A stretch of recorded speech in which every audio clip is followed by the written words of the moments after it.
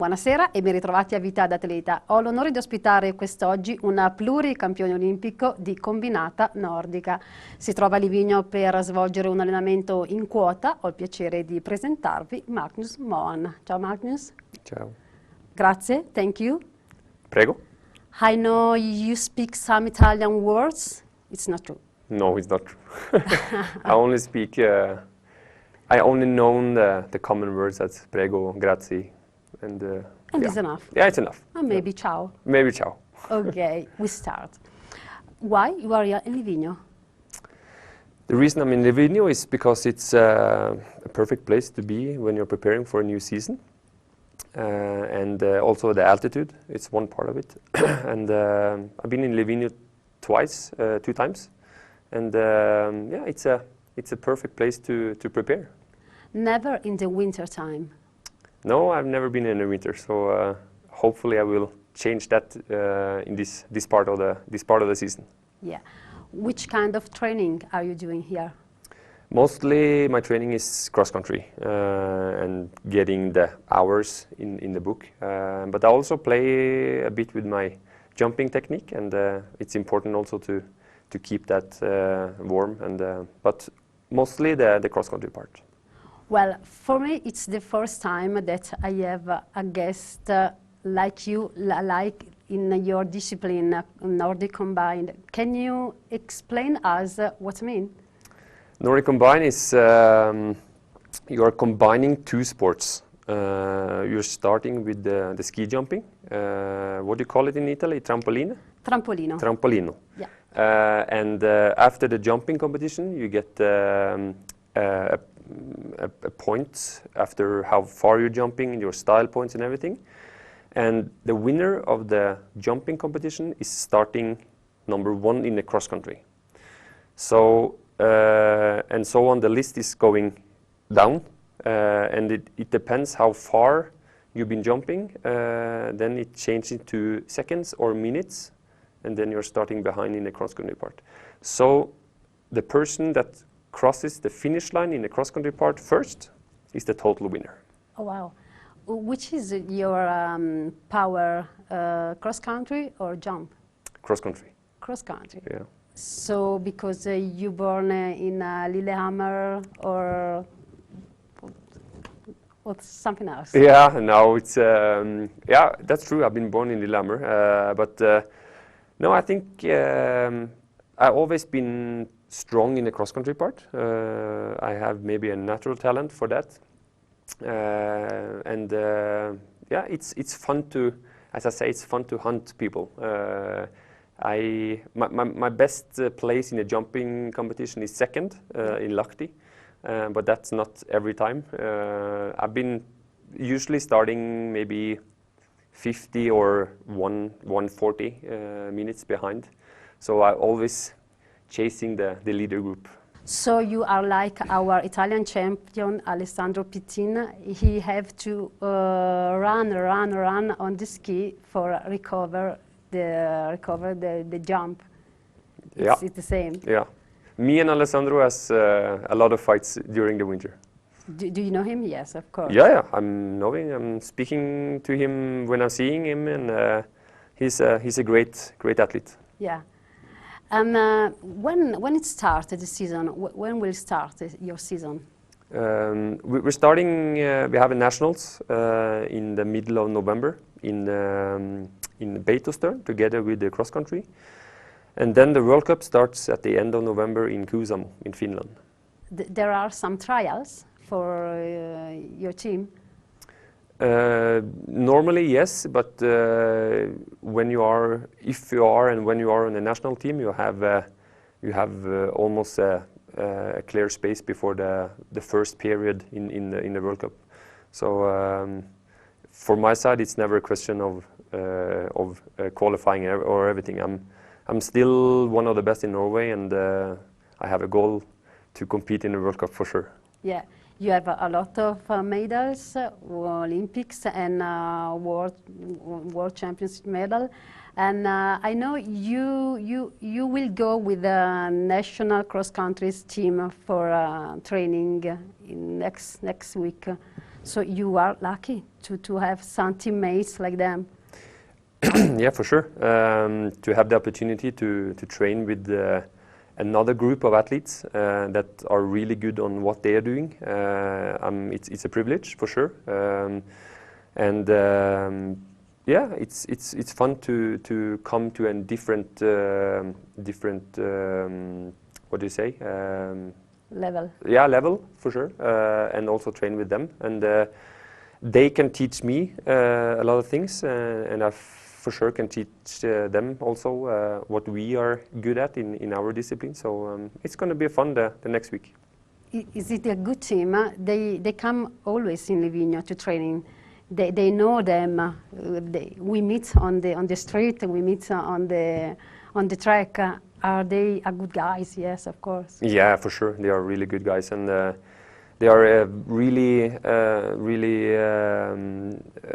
kind when they're coming and new people into the group, and also the trainers. I've been actually the first time I was training with them was last year. I was in Valsenales, and I was a bit exciting about how the group was and everything, and the trainers. But they were really nice, and they were opening arms, and nothing was any problem at all. So you are feeling really welcome. Okay. When and how did you start with the sport, or something else sports? Yeah, I think I'm a normal kid from Norway that did everything. In the summertime, I did soccer. I had track and field, and also in the wintertime, ski jumping, cross country. I remember my father took me to, it's called Granåsen, and that's where our jumping hill in Trondheim is. Okay. And it was an open day for everyone to try the jumping equipment and everything, and I think I was between 6 or 7 years old. And I brought my alpine gear. I didn't have any jumping gear, so I was jumping with that first, and then one person came to me and asked me if I want to try the jumping equipment, and I said yeah, for sure. And I remember I stood on the first jump, and after that I was sold. You get the feeling of flying, and then still have the feeling of flying and having a control. It was amazing feeling, and after that the choice was easy, and to combine those two things, jumping and cross country, is in my eyes the most ultimate thing you can do. And then you start with the first competition. I was 15, 16 years old when I decided to go to Nordic Combine 100%. Before that, I did everything in the summertime and the winter part. But when I was 15, 16, then it was a lot of competitions, and I worked myself up to qualify for the World Cup B, as we say, and then World Cup in the top level in Nordic Combine, and I remember very good the first competition. And do you remember probably the first world junior champs? Mm-hmm. Yeah, my first junior champ was in Schonach, I think, in Germany. Yeah, I think so. And then it wasn't that good experience. I remember it was really bad weather, and I wasn't good at all. I didn't jump good, and I started way behind the best. I remember that actually Bjørn Kircheisen was winning junior world championships, and he are the same age as me, and he's still competing, a good friend. Did you have a hero of your discipline? To be honest, no, I didn't. But I remember I had more a hero in a jumping part and in the cross-country part, not in the Nordic Combine. Okay. So and my hero, what you're saying, are still competing in the jumping part, and it's the Japanese Noriaki Kasai. In the cross-country part, our Norwegian champ Bjørn Dæhlie. I remember him really good, and I was fascinated of both. So, yeah. You have 1 gold, 2 silver, and 1 bronze. You have so many medals. I have to check it. And you had the 3 Olympics game. What is your best to remember, your best souvenir of them? Oh, it's so many. How can I? Every Olympic has every Olympic place has its own history. It was really special for sure to win my first Olympic medal in Torino in 2006. I remember I was fighting against the bronze with my teammate Peter Tande, and I was beating him with so much. My first Olympic was for sure a big thing. My second Olympic in Vancouver was I came to Vancouver as one of the favorites. I came to the Vancouver with a feeling that this would be almost like a walkover, and it's really dangerous in top sports to think that it will come by itself. Okay. So that was a total, a big failure for me. It was really hard to go through the whole Olympics without any medals and any good feeling. So I took a choice after Vancouver, and I skipped the national team. I had to do something else, and to manage to come up again in Sochi, to have a silver and a gold medal there, it was just amazing. So I think Torino was really special, yes, but Sochi was just amazing. Do you remember how do you feeling on the top of the podium during the ceremony? I remember Torino. It was something new. I had never been on a podium in the Olympics before, so it was so many things that happened.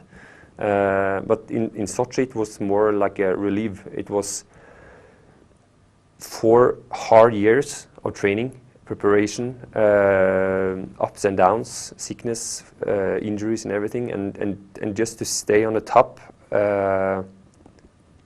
with my teammates. It was a feeling that I for sure never will forget. To hold the gold medal, it's amazing.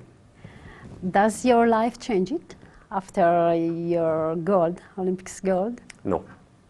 And before? No, the same.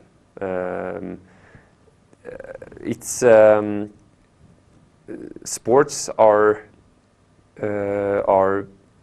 you're getting measured in that moment, and when the competition is over, and when you and the competition has landed, after 1-2 weeks, then everything is normal again. And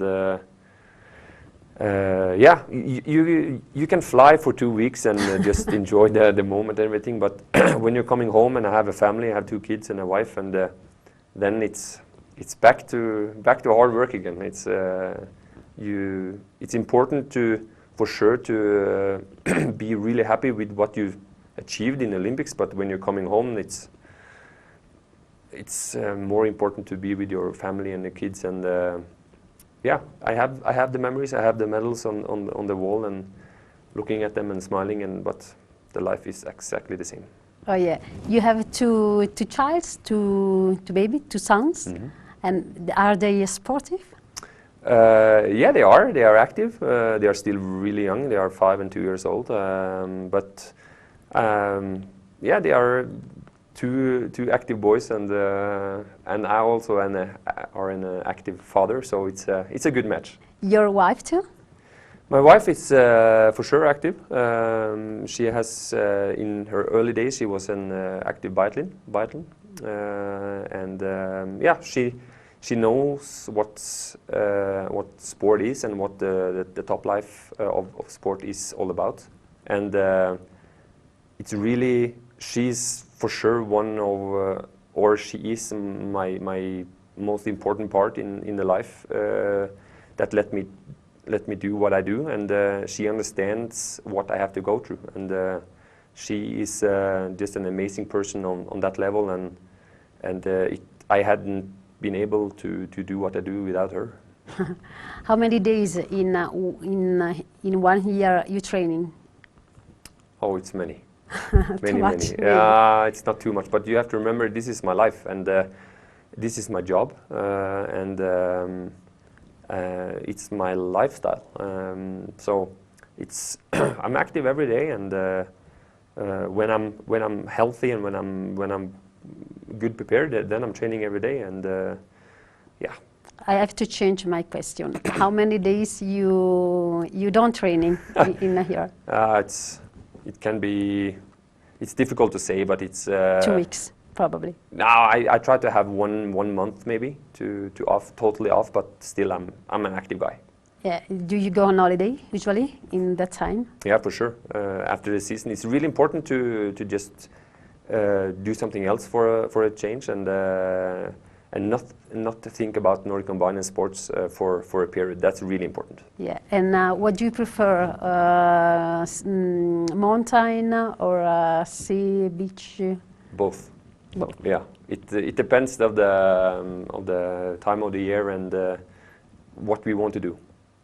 Which is the best or the magic place you visit? It's many, but I think after this season we were into Maldives. That was amazing experience. We combined it with a trip together and also our honeymoon, and 2 weeks in the Maldives and be on a small island. It was amazing.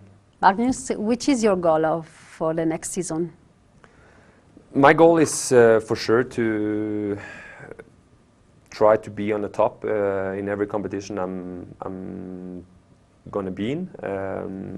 We don't have any championship this season, but we have one weekend of the season that's more important, and that's our Nordic Triple in Sheffield. That's a good place to do it well, and of course our home competition in Trondheim. I won there last season, and for sure to bring as many people as possible to come to Trondheim and do it well on the home ground. Is it a famous discipline in Norway, Nordic Combine? Nordic Combine is for sure a famous discipline. Nordic Combine is one of the oldest ski discipline in Norway. And in the really old days, you weren't a really good skier if you couldn't handle ski jumping and cross country. So you are, of course, a famous athlete. So you have to ask the people on the street. I will. I have a question for you. You are a guest of Livigno. What do you think it means in Livigno for your preparation? Is it a leading question? No, Livigno has everything that I want to do about the good preparation part, but you're missing one thing, as you say, and that's a jumping hill. Yeah, and do you think it will be a difficult to organize it, to build it? No. No? No, and I'm 100% honest, and the reason for that is that the terrain you have in Livigno is really good and actually perfect for building a small, medium, or a large jumping hill, and it's not that much work you have to do before you have a good or a really good jumping hill. We have to speak with administration. Please do. Okay, yeah. Okay, I will do. And the next Olympics game will be in South Korea 2018, and? I'm there. Okay, and then you'll be athletes till 50 years? No, I have. My goal for sure is the Olympics 2018, and we have also a championships after that in 2019, World Championships in Sheffield. Sheffield is one of my favorite places to compete in, and if my body, my motivation, and everything, the economics and the family part, everything is in line, then my goal is to compete until 2019, and after that we'll have to see. And also I'm ambassador for World Championships in Trondheim in 2021.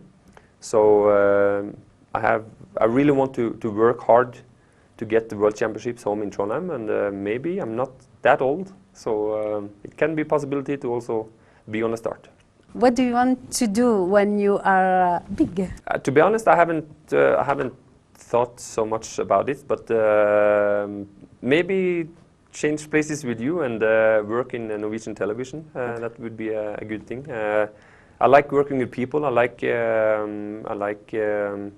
getting out the best of people, and yeah, something around that in the sports, and yeah. Okay, you told me you love Livigno. We have probably 1 or 2 plays free. Okay. Sounds good. All right. You have found your new jobs. Okay. Thank you. That's all for today. Thank you, Magnus. Thank you so much, and good luck. Grazie. Grazie, prego. Ed è tutto per questa sera, grazie per la cortese attenzione, vi rimando a mercoledì prossimo. Buon proseguimento di serata.